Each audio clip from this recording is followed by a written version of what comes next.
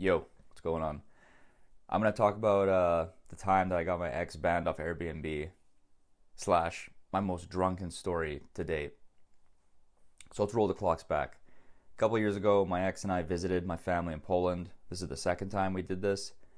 The first time we went, we didn't have a lot of time. We had like a week and a bit to spend in Poland, but this time we had 3 weeks basically just to like muck around. And at one point, she's like, "I want to visit your cousin because your cousin said he'd take us out drinking." And I was like, "You got it." So that's what we did. We visited my cousin in Szczecin, got an Airbnb. This is the first time she got to meet him, and it was really funny because my cousin's a real ball buster. So when we first met up with him, we approached his apartment building. His apartment building is named after Lewandowski, like the famous soccer player. So my ex goes, "Oh, did he build this building?" And my cousin goes, "Yeah, he came here and built the fucking thing with his bare hands." But anyway, at his place, my ex didn't understand the cultural differences of pre-drinking. So like in Canada and States, I'm sure pre-drinking is like guys drink at a house, you chat and like watch TV or whatever. Not the Eastern European way. The Eastern European way is you get cheap vodka that's from the freezer because you want it cold so it doesn't burn like your dick off when you're shooting it back. And then my cousin and I were just sitting across the table from each other, pounding back shots of this vodka, just praying to God it doesn't warm up too quick. Meanwhile, my ex was watching, like, what are these drunken idiots up to? After that happens, my cousin and I are like, all right, what's the game plan? And he's like, so what do you want to do? I'm like, well, I want to go to a club, obviously. We're in Europe. He's like, okay. So we check out this club. It's like on the side of a canal, and there's like 5 different rooms. But all the rooms played the same music. It was all like techno or like 2010 pop music. That's a big thing like in Europe, is they don't really have like a lot of rap playing at clubs. It's mostly like Eurovision, trance, and like that kind of things, I guess you'd call it. But it's a good night, we're getting absolutely shit faced.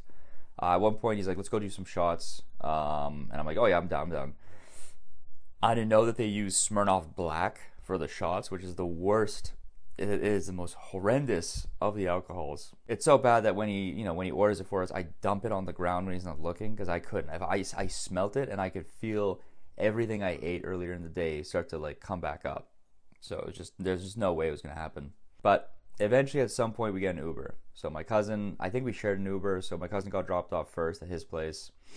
Then we got dropped off at our Airbnb. This is what my ex told me happened afterward, because I don't remember. But apparently the Airbnb, I tried to get into an Airbnb that was beside ours, but she didn't realize it at the time. So I jammed the wrong key into the wrong door, broke the door, but it still somehow opened the door. And there was a naked couple in the bed screaming at us because they thought that we were breaking in to rob them. And then I was like, oh fuck. So I just like slammed the door. We had to go back to my cousin's place. So on the way back to my cousin's place, apparently, my ex found out that her dog got like viciously attacked in Canada. So she was like dealing with the fact that maybe her dog is gonna die. I'm totally shit rocked. I don't remember any of this. I wake up the next morning in my cousin's apartment, like, where am I? My ex is nowhere to be seen. Eventually I get a hold of her, and I'm like, where are you? We gotta meet, obviously. So I meet her at this famous water fountain in Szczecin, which funny enough happens to be a famous spot because there's pictures of Hitler that walked around there, so I'm meeting her there. And obviously she's distraught because of the, thing with her dog. But it's a Sunday, and eventually I'm like, okay, well, we got to get into our Airbnb. So I call a guy. This guy comes on surcharges, so it's like it was like $300 out of pocket to like get him to just to open the Airbnb. He can't even fix the locks. All he can do is open the lock to our door. So the day after, like that night when we sleep in, we just stacked a bunch of shit in front of the door. They pull in safe, but I mean, like, you can't sleep with an unlocked door because you never know.